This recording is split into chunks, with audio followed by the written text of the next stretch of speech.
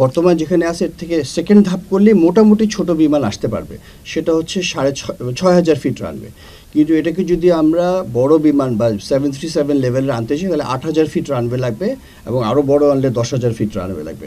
So ওইগুলি পরবর্তীতে কথা। সো 6,000 ফিট রানওয়ে করতে আমরা যদি ফান্ডিং এবং সরকারের অনুমোদন পাই তাহলে ইনশাল্লাহ এটা 1 থেকে 1.5 বছরের মধ্যেও করা সম্ভব বলে আমি আমার একটা ধারণা এটা।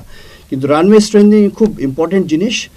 ওটা অনেকটা রানওয়ের মানে উপরের ভাগটাকে সরিয়ে আবার নতুন করে ওটাকে করতে হবে। সো এটা একটা ইঞ্জিনিয়ারিং টাস্ক। সো যদি ফুল ফ্লেজেড আমরা এটাতে কনসেন্ট্রেট করতে পারি তাও আমার মনে হয় 1 বছর প্লাস লেগে যাবে। আমরা হচ্ছে ফ্যাসিলিটেটর, আমরা মানে civil aviation will be facilitating. এখন এখানে বিজনেস ভেঞ্চার কী হবে না হবে সেটা অলটুগেদার ডিফারেন্ট সাবজেক্ট। এখান থেকে যদি মনে করেন যে কৃষি পণ্য তাড়াতাড়ি ঢাকাতে শহরে নিয়ে যেতে পারবেন বা ডাইরেক্টলি এখান থেকে আন্তর্জাতিক মার্কেটে নিয়ে যাবেন, সেটা অবশ্যই সেই জন্যই তো আমরা ফ্যাসিলিটেট করব।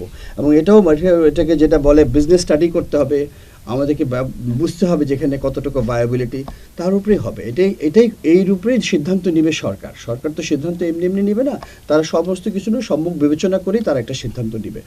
আমি পটেনশিয়ালিটি দেখতে পাচ্ছি, যথেষ্ট পটেনশিয়াল আছে ইনশাল্লাহ, অ্যান্ড দেয়ার আর পসিবিলিটিস যেটা will become definitely a business hub and strategic hub.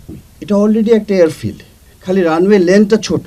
আমরা ইচ্ছা করলে এখনও আমার ছোট বিমান নামাতে পারি। তো ইমিডিয়েটলি আমার যেটা দরকার হচ্ছে রানওয়ে রিকার্পেটিং করা। সেই ব্যাপারে প্রথম স্টেপে যেটা কাজ করবে, আমাদেরকে সহযোগিতা করবে বেসামরিক বিমান চলাচল, যেটা রানওয়ে যেটা আছে এটাকে ব্যবহারযোগ্য করে ফেলবো আমরা। তারপরে এক্সটেনশন হচ্ছে বড় একটা ব্যাপার।